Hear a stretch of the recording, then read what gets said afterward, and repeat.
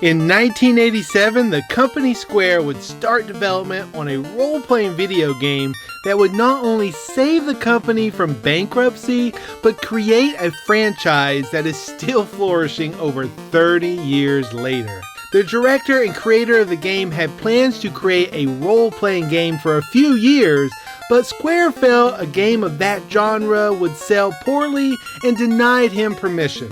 However, in 1986, Dragon Quest, aka Dragon Warrior in North America, would release and sell more than 2 million copies.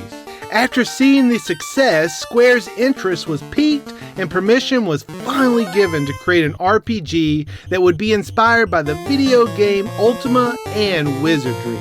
When the creator first presented the idea for Final Fantasy at a company-wide presentation, only 3 people volunteered to join the project. Why? Because he had a reputation of being a rough boss to work for. It would be almost impossible to create the game he envisioned with only 3 people, so he put out some fillers and got the video game designer who would go on to create the Mana series, and the video game designer who would go on to create the Saga series. It's safe to say that he had a star team in the works. Another person who would join the team was an Iranian-American programmer who was hired in by Square's president. He had achieved a great amount of fame in the computer world for a 3D shooter he had developed in the early 80s for the Apple II computer. When he was brought in, he had no clue how RPGs worked, and the idea behind hit points confused him.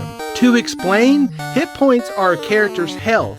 As they get hit, the damage the weapon produces is reduced from the character's hit points. When a character's hit points reach 0, they die. So the director informed him to only worry about programming instead of trying to understand the idea behind it. Video game designer Ishii would influence the game's setting with the idea of having to seek out 4 crystals. He would also suggest an artist to handle the character design, but the director refused to hire him, and instead wanted the artist behind some drawings from magazine clippings he had saved. Lo and behold, it was the same artist that Ishii had recommended. This longtime video game composer would handle the music for Final Fantasy, and the music would stand the test of time, and variations are still being used in Final Fantasy games today. For the release of the game, the director took a beta version of the game to a Japanese magazine, but the first one they approached refused to review it. Instead, the magazine Famitsu would give the game extensive coverage, helping with the success of the game. While the game was originally only released in Japan, it would finally see a North America release in 1990 after Nintendo saw the success of Dragon Warrior. The game would receive instant praise by critics and would be a commercial success. The Famicom and the MSX version would sell a combined 600,000 copies, and the NES version in North America would sell 700,000 copies. The game has also been included in many top 100 games of all time lists, generally only receiving criticism for the amount of level grinding required to beat the game. As for the title of the game, several rumors have emerged over the years, but in 2015, the director of the game set the record straight. He said the team wanted to shorten the name, that way it could be abbreviated in the Latin script and pronounced in 4 syllables in the Japanese language. It was originally called Fighting Fantasy, but was changed to avoid issues with the tabletop game of the same name.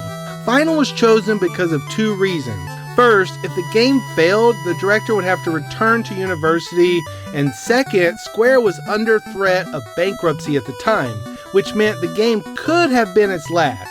The director would downplay these theories and state the word final could have been any word as long as the initials were FF. To finish us off, here are some quick facts for your enjoyment. A tombstone exists in the game that reads "Rest in Peace, Erdrick," as a joke to the competition Dragon Warrior.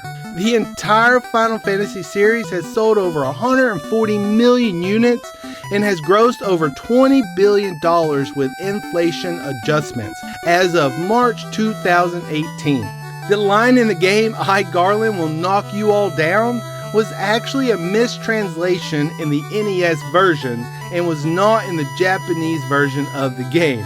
The quote, however, has been left in all American ports of the game. Thanks for joining me on a brief history of Final Fantasy. As always, make sure to subscribe, click the notification bell, and follow me on social media. Thanks for watching, and I'll see you next time. Rod here with Zivivi Entertainment. Before I get out of here, make sure to check out Digital Break for some awesome content creators. Digital Break is a 1-hour block on local TV that premiered in April. They are taking talented YouTube creators and airing their content on local TV.